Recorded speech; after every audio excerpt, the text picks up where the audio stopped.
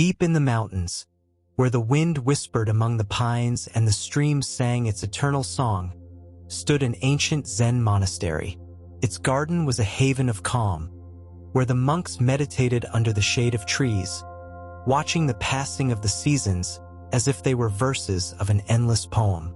With the arrival of spring, the cherry trees in the garden burst into a symphony of colors. Their delicate pink flowers swayed with the breeze, and the monks, with serene smiles, watched the rebirth of nature. However, in a corner of the garden, a small plum tree remained still, its bare branches defying the impatience of those who looked at it. Some monks, concerned, began to debate among themselves. "Perhaps it lacks water," said one. "Maybe the soil is no good," commented another. So, with the intention of helping, they loosened the soil, poured more water, and waited. But the plum tree showed no sign of buds. Anxiety grew among them until the master of the monastery, observing their worry, smiled and calmly said, "Each tree blooms when it is its time. If you rush it, you will only disturb its roots." The monks, upon hearing these words, fell silent.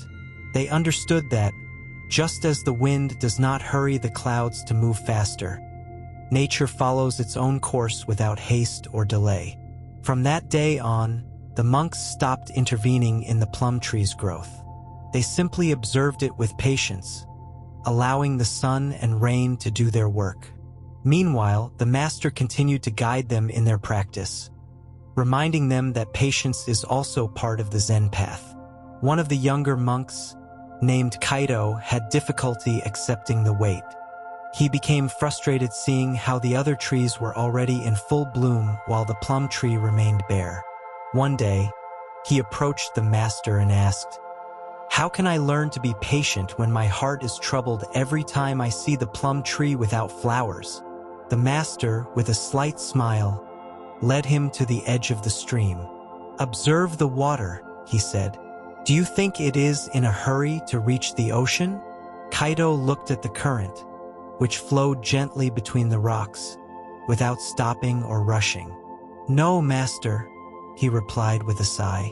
"Then, let your heart be like the water," said the master. "Flow with the moment, without impatience or resistance." The master's words resonated in Kaito's mind, and little by little, he began to feel a peace that had previously eluded him. He learned to sit in front of the plum tree without expecting anything, simply enjoying its presence, as if it were already in full bloom. Days passed, and when they least expected it, one morning they found the plum tree covered in white flowers, more beautiful than any other tree in the garden. Its beauty, unexpected and pure, spoke of the natural rhythm of life, of patience, and trust in the right moment. Kaito observed the flowers with a deep understanding in his heart. The plum tree did not compare itself to the cherry trees, nor did it try to bloom ahead of time, he thought. It simply followed its own rhythm.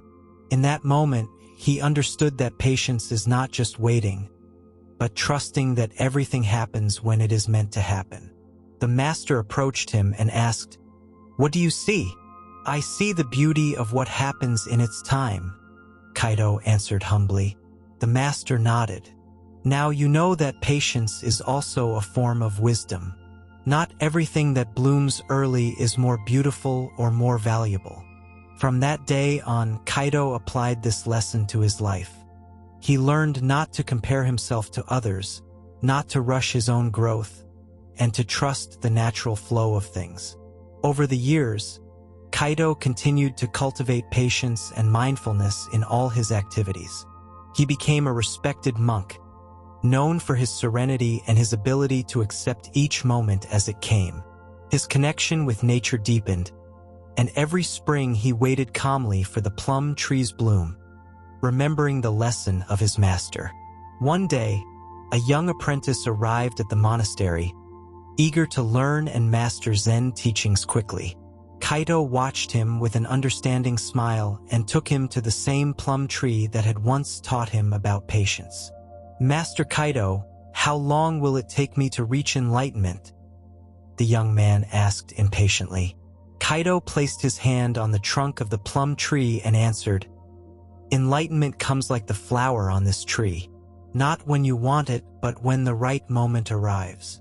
The apprentice frowned, but Kaito simply gestured for him to sit and observe. Over time, the young man understood that it was not about forcing the learning, but about allowing each teaching to take root and bloom on its own. Thus, generation after generation, the plum tree continued to offer its silent lesson to those willing to listen. Because life, like Zen, does not rush, it simply flows. The years passed, and Kaito, now elderly, walked through the garden with slow steps. Every petal fallen on the ground reminded him of the fleeting nature of life and the importance of accepting it with serenity. Sitting under the shade of the plum tree, he meditated on the passage of time, understanding that everything in existence has its moment, and there is no reason to fight against it. From that day on, the merchant returned each spring to the monastery, sitting under the plum tree, remembering Kaito's words. Over time, he learned to live with more calm, enjoying the present without the anxiety of rushing the future. His business flourished not because of his hurry, but because he learned to make decisions at the right moment, like the tree that blooms in its own season. The petals of the plum tree fell with the breeze, like a serene dance. Kaito knew that the tree's teaching did not end with its blooming. The merchant returned each year, each time with fewer questions and more understanding in his eyes. His life had changed, for he had learned that patience was the key to a full existence in harmony with nature. What once was unease was now gratitude.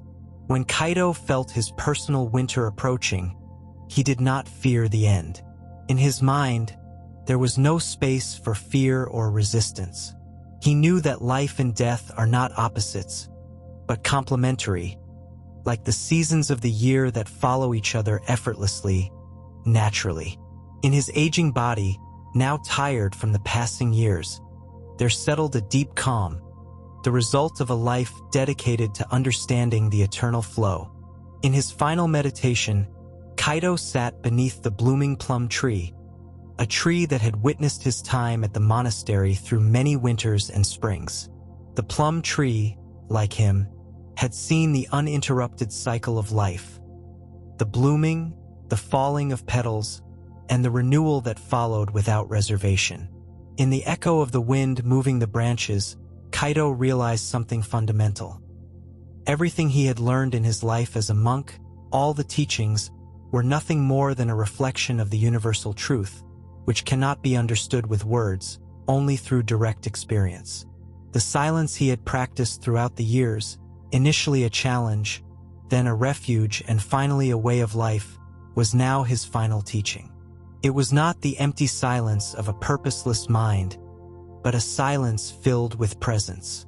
It was the silence in which everything was found, where answers and questions disappeared, and only the feeling of being part of the whole remained.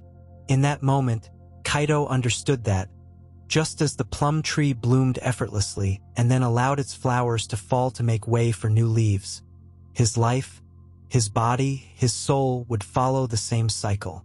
The moment of his departure was not a tragedy. Instead of sadness, there was a profound peace. The monks of the monastery, his disciples, understood that Kaito had not disappeared. His presence lived on in every petal that fell, in every breeze that moved the leaves, in every whisper of the wind that filtered through the branches of the plum tree. Kaito's teaching, like the flowing river, did not stop, but transformed into something greater, vaster. The master was not the figure that faded away, but the essence that remained in nature itself.